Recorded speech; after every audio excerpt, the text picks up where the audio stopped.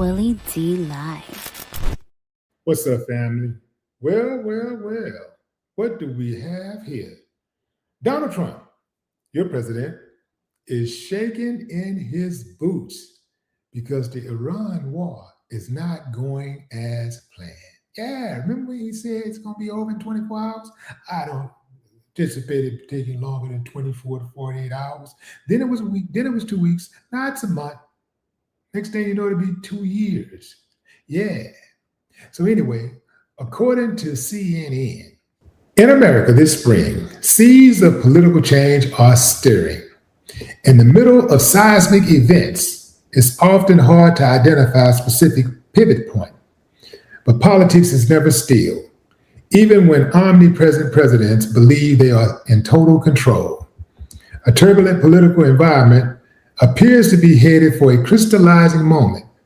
Will President Donald Trump continue to dominate the zeitgeist as he has for more than a decade, or will forces be unleashed and others beyond his control consign him to lame duck status and move the country towards a future where he's no longer its dominant voice? Take one enduring measure of Trump's political strength: his stranglehold on Capitol Hill Republicans. It's finally being tested as lawmakers express frustration about his leadership over Iran following a revolt over the Epstein files last year. A more general sense of political malaise is likely to be deepened by long airport lines and a Department of Homeland Security crisis sparked by his hardline immigration policies. Government shutdowns rarely benefit either party, but impressions of a nation adrift often rebound against unpopular presidents. And while Democrats might not yet have won back voters' trust, they're emerging from their 2024 debacle. Now it's Republicans who are fearfully eyeing voters on a streak of throw the bombs out elections. Splits in the MAGA movement are raising questions about its future potency, while generational tensions are boiling in the Democratic Party.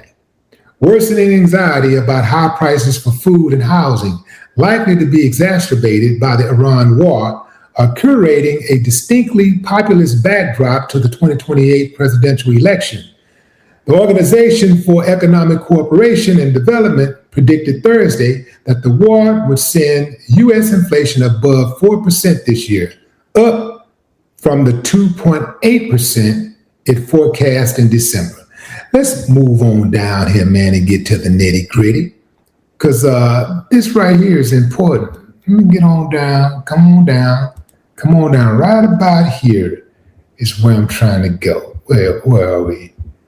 A little further down here. Here we go. This is what I'm trying to get to. A sense that the president's political foundation is less robust is underscored by the week's annual Conservative Political Action Conference. Normally a raucous victory lap for Trump, this year's event seems overshadowed by MAGA fractures that may hint at a movement that is not just split over Israel, but over its path to a post-Trump future. In another sign of political change, a Florida Democrat won a state legislature seat Tuesday in a deep red district that contains Trump's Mar-a-Lago resort. Pundits often tend to overreact to minor election contests, especially those with such obvious symbolism. But Democrats have flipped 30 seats in the state legislatures in special and regularly scheduled elections over the last year. No wonder 35 House GOP members are retiring or seeking higher office this year, the most since at least 1930. The most since 1930. Almost 100 years. So what does that tell you, fam? That tells you that Trump is losing his grip on MAGA. Yeah, man. He's losing his grip on MAGA.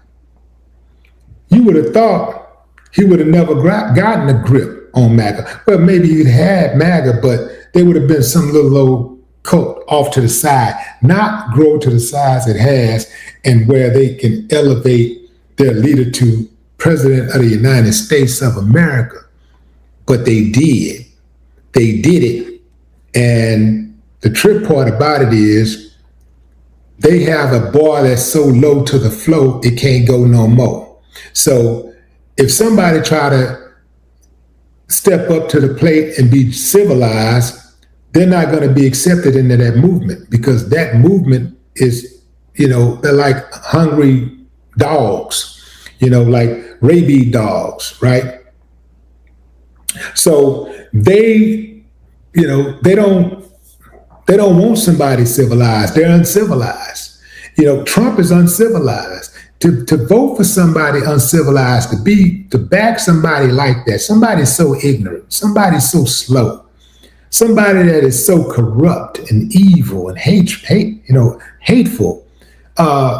You gotta ask yourself, what does that really say about you? I don't care how decent you try to say you are. You gotta really ask yourself, what kind of person are you really at your core? If you were to be honest with yourself, to back somebody like Trump, what kind of person are you? Because here's the thing. There's only two reasons you would back Trump. There's only one or two reasons. One, he's a racist, and you're voting for him to maintain the status quo. You're voting for him. You're pushing for him. You're supporting him to maintain the status quo. Or two, you think you're going to get some money. Or you think just because you got some money, you are a Republican, and you think it's some kind of status that comes with just saying you're a Republican. That's it. It's only two reasons. And that's it. That's it. One, you think he's going to maintain the status quo. You think that he's going to, uphold white supremacy. Or two, you think you're going to get some money. But here's another one. Here's three. And this is, I don't know, perhaps the saddest one of all. You just like backing people who got a lot of money. You like tethering people who got money. Yeah. You wasn't looking for that one, huh? Yeah. So the Republicans got an uphill battle thanks to Trump. See, you got to be careful what you wish for. So they could have gotten rid of Trump out the gate. They could have said, they should have seen what everybody else saw, but all they were seeing was money and racism, somebody that they could really control. They knew Trump was a transactional dude, and they knew he wasn't going to stand on principle, on nothing. They knew he was going to go with the flow, get money. He was a get money type dude. And man, we get him in office, man, we can make a whole lot of money, man. He gonna mess some stuff up. It's gonna look bad for us, but man, we're gonna get a whole lot of money. And let's just rock with it, right? So that's what happened. And he just set them back to who knows how long. Who knows how long the Democrats will be in power once they regain power, because this right here, Trump being in office, you have to question, how did he get there? So you question the people who helped him get there. And with that, you say that we can't let that happen again. And you got to take that type of stuff more serious. When you look at the politicians who helped him get there, they're even more to blame than than his constituents. They're more to blame than the voters, because the politicians, they're the gatekeepers. The politicians and the people that run these PACs, the lobbyists, they're the gatekeepers, right? So they could have shut it down at the gate, where he would have not had enough money, he would not have had enough traction to be even visible. But they kept on pumping money into his campaign. They put the money in there. And obviously, a lot of, regular people spent money with him also. But at the end of the day, it was more like a popular thing for them to do. Nobody can convince me that he did not rig the election, his first win, and that he did not rig the election the second time. Because I do believe that there are a lot of slowpokes in America. I believe that there's a lot of hateful people in America. A lot of racists are in America. But I don't think that there's over 80 million that would have, even if they are racist, I don't think that 80 million would have said, we're going to vote for this guy right here. He's our best chance. Hell no. I just don't, maybe I'm in denial. But what say you, fam? Drop a comment. I'd love to hear your thoughts. No more talk.